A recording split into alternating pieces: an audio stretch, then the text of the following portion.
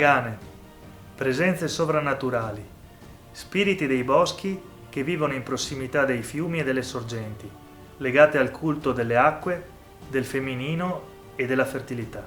Un mito trasversale che si ritrova a tutte le latitudini, dall'America precolombiana alla Mesopotamia alla Siberia, e che in Friuli è presente in differenti declinazioni, dalle valli occidentali alla Carnia alle valli del Natisone.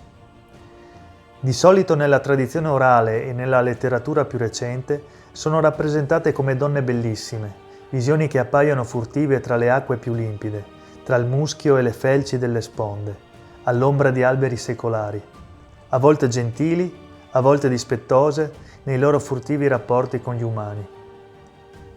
In altre parti dell'arco alpino vengono chiamate anguane, con tutta probabilità dal latino anguis, serpente, e l'importante indizio di un legame con un culto ancestrale, quello della donna serpente del Neolitico.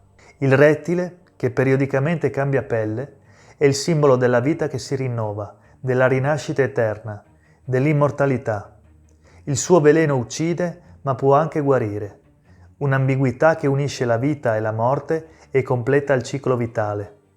La donna serpente è una figura sciamanica, la depositaria dei segreti, appunto, della nascita e della morte.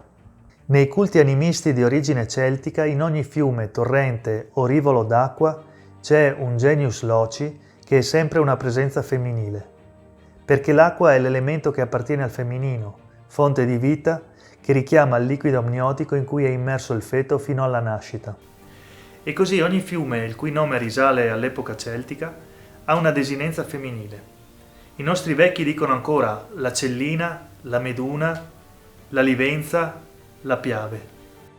Nelle valli del Natisone, la cosiddetta Slavia friulana, gli spiriti dei boschi assumono altri nomi. Le Chastitio-Vegene sono creature simili alle agane, che vivono vicino alle cascate e ai torrenti, nel buio delle selve.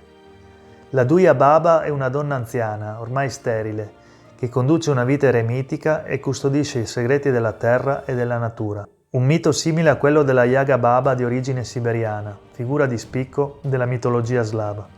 E poi ci sono le Krivapete. Il nome in protoslavo significa tallone ritorto e infatti sono sempre raffigurate con i piedi girati all'incontrario. Guaritrici e veggenti vivono isolate e selvatiche nella foresta, nelle grotte e negli anfratti, mostrandosi di rado.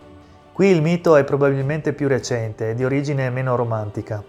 In tempi comunque molto antichi, i bambini, soprattutto le femmine, che nascevano deformi a causa del rachitismo dovuto a malnutrizione o a causa di qualche altra malattia endemica ed ereditaria, venivano abbandonati nei boschi.